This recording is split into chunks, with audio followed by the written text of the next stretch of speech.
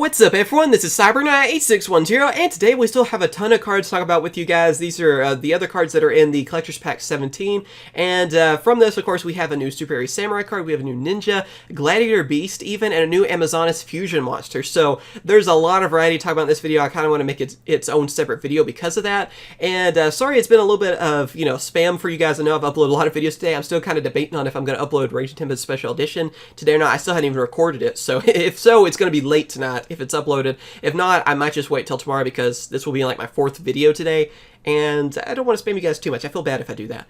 But anyway, let's go and talk about these new cards and see how good they are. Anyway, the first we have is the new Super Heavy Samurai Synchro Monster, and then Super Heavy Samurai Express Tetsudo, or I think I'm saying that right. Yeah, Tetsudo? Something like that. We'll go with that. Anyway, it is a Earth Machine Synchro Monster, level 12, 2000 attack, 4800 defense monster. It requires 1 Super Heavy Samurai Tuner monster and 2 or more non-tuner Super Heavy Samurai monsters to synchro summon it, and then its effect is that this card can attack while in face-up defense position. If it does, applies defense for damage calculation.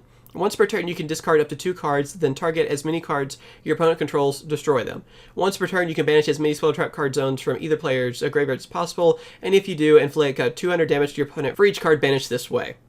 So, this is actually a really amazing card for Super Heavy Samurais. It's, I guess, their strongest new card. First off, as you guys know already, but I'm going to explain it anyway for people that may not know, Super Heavy Samurais, their defense is basically their attack. So in a way, you're getting a 4,800 attack monster out of this, because even though they're in defense mode, they can still attack. They use their defense as the attack, and that's what counts in damage. That's the reason it says that on there. So basically just flip around their attack and defense for them in this case.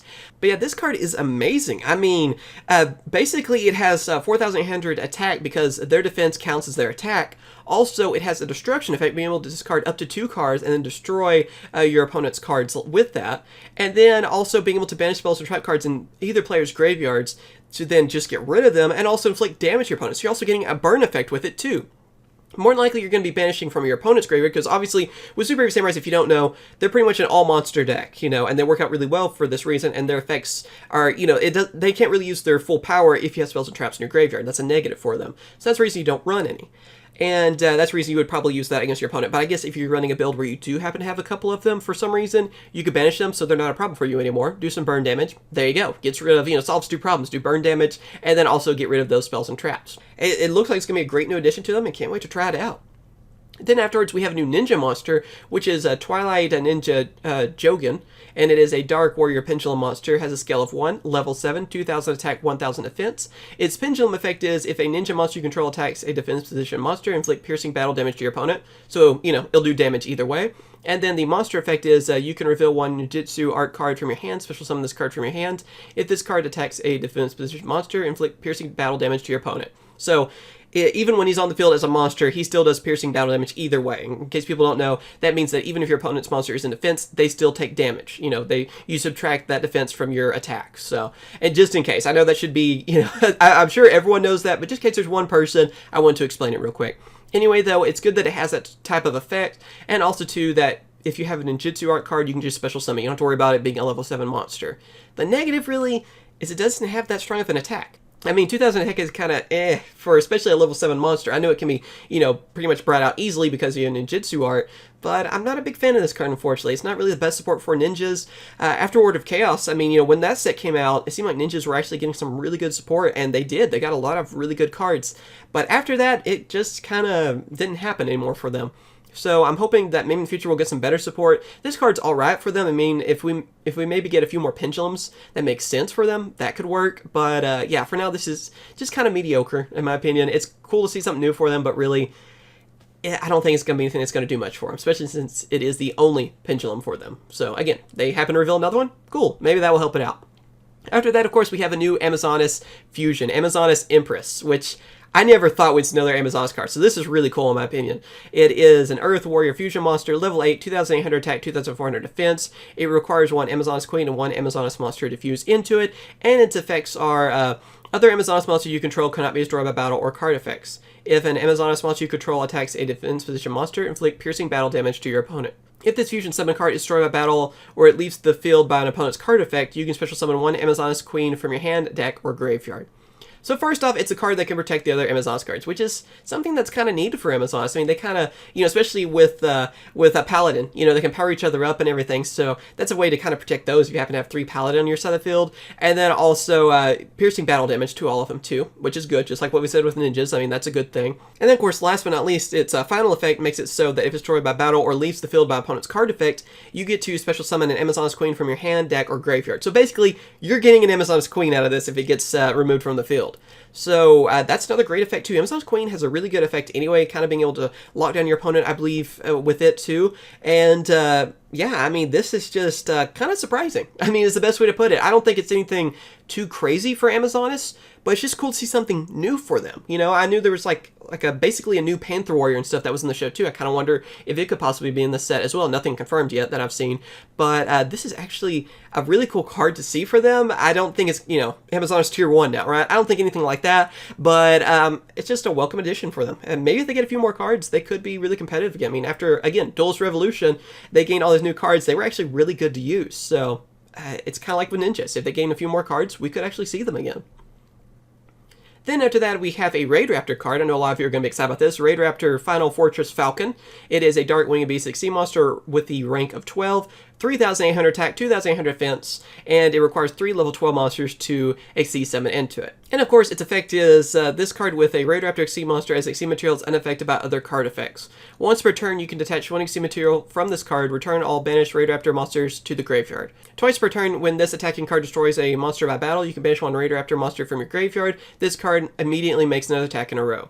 So yeah, first off, of course, a lot of people are thinking 3 level 12 monsters bringing out. That's going to be a little tough. Obviously, though, if you know anything about Raidraptors, you can just keep ranking up into this card, I guess. Is how you're going to bring it out. So it's, I guess, their final boss monster, basically, for Raidraptors. And it's a card, too, that can just keep banishing your Raidraptors and making multiple attacks. So that is, or I guess up to twice per turn, so I guess you're getting, 3 attacks from this card? That's still amazing from this. And then you can also detach 1 of your materials and then just return all the banished cards back to your graveyard. So you can just keep refueling this card, basically, to keep doing that.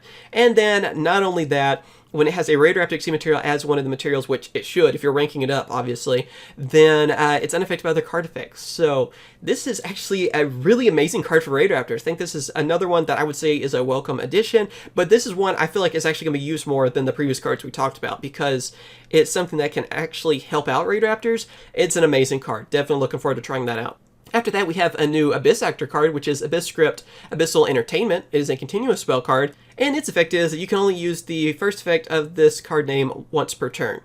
You can attribute 1 Abyss Actor monster, then target 1 Abyss Script spell card from graveyard, set it to your field. If this set card in its opponent's control is destroyed by your opponent's card effect, and you have a face-up Abyss Actor Pendulum monster in your extra deck, you can special summon any number of Abyss Actor Pendulum monsters from your deck. So this is a way for you to, I guess, search for Abyss Script cards for you, and also being able to bring back all your Abyss Actors. Kind of a plain and simple card, really, just kind of new support for them. It's pretty interesting, but yeah, I mean, honestly, it's pretty straightforward. Nothing else really to explain. It's a pretty good card for them, I feel like.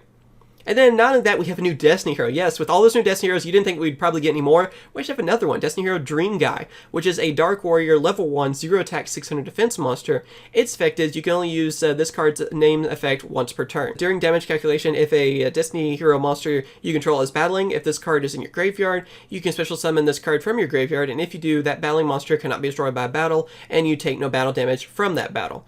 If special summoned by this effect, banish this card if it leaves the field. So it's a monster that can help protect your Destiny Heroes. Is kind of another one that's kind of simple, straightforward. It's in the graveyard. Special summon itself, protect your Destiny Hero monster, make sure it's not destroyed by battle, and you take no battle damage, so it can protect you on that and that monster. And then if it leaves the field after that, after it's been special summoned like that and everything too, then it just gets banished. And then, last but not least, I know a lot of cards talk about this video, that's why I wanted to kind of make it its own video, and that is Gladiator Beast Noxus, which is a Dark Beast Warrior effect monster, level 5, 0 attack, and 1000 defense. Its effect is that when an opponent's monster declares a direct attack, you can special summon this card from your hand, and if you do, switch that attack target to this card and proceed to damage calculation. This card cannot be destroyed by this battle. If this card is special summoned by the effect of a Gladiator Beast monster, you can send 1 Gladiator Beast monster from your deck to the graveyard. At the end of the battle phase, if this card attacked or was attacked, you can shuffle this card into the deck, special summon 1 Gladiator Beast monster from your deck, except Gladiator Beast Noxus. So as you guys can see, this card is an amazing card for Gladiator Beasts. It's kind of a game changer for them too, because when your opponent declares a direct attack, you're able to special summon this card from your hand and make it so that opponent's monster is attacking it. Which then, if you know anything about Gladiator Beasts, when they are attacked or if they do attack, then you get to shuffle them back into the deck and then choose another in Gladiator Beast. So it just starts everything off for you. It's another way so you can make sure that you're getting your Gladiator Beast effects going, because that was kind of a problem there for a while. At the beginning, they were really useful and pretty quick for back then, but then later on with XC subbing and everything, they kind of slowed down and they didn't really have as much speed as other decks, and that's what kind of hurt them. Well, with this card, it actually gives them another card that can make it so it starts, starts them off with their different shenanigans, really, being able to bring out their other Gladiator Beast monsters. And with this card too, you could just special summon in defense mode. You don't take any damage, and it can't be destroyed. And it's like literally zero risk for you because it can't be destroyed by battle, and you're making your opponent attack into it. So that then gives you access to any of your Gladiator Beasts. And then also, if you happen to special summon it from another Gladiator Beast effect, then you're able to send one of your Gladiator Beast monsters from your deck to the graveyard. So this is actually a really good Gladiator Beast monster. I was kind of surprised because I was thinking, oh yeah, new Gladiator Beast monster, whatever, because usually they hadn't had the best effect lately, and this is actually a really great addition for them. Like, this is probably the best card out of all these ones that have been revealed, in my opinion, because it's bringing back an older archetype and bringing a lot to them too. So yeah, what do you guys think about these cards? Do you like them, not like them so much? Which one specifically do you like the most? For me, I mainly like this Gladiator Beast because I think it's going to be a really great card for them to use, and I think it brings a lot to the Gladiator Beast archetypes. So that's kind of the main one I'm interested in, but after that too, I mean, there's also that new Raidraptor, that's just amazing, and also too an Amazoness fusion. I never would thought we'd see that. So, but yeah, I'm happy about a lot of these different cards, and I think they're going to all be a lot of fun use. Again, we don't know when they're coming out for us in English, but I kind of have the feeling we'll get them this year, in some form. Maybe they'll be added to a pack or some kind of special pack or something for us. Who knows? But for now, nothing's been announced for TCG, but they were just announced for the OCG, so it'll take a little bit, I'm sure too. But yeah, again, be sure to leave a comment, tell me what you guys think on those, and also be sure to hit that like button, helps out a ton, and subscribe for more Yu-Gi-Oh! News videos and other Yu-Gi-Oh! Related videos, and of course I will. Catch you guys later. See ya.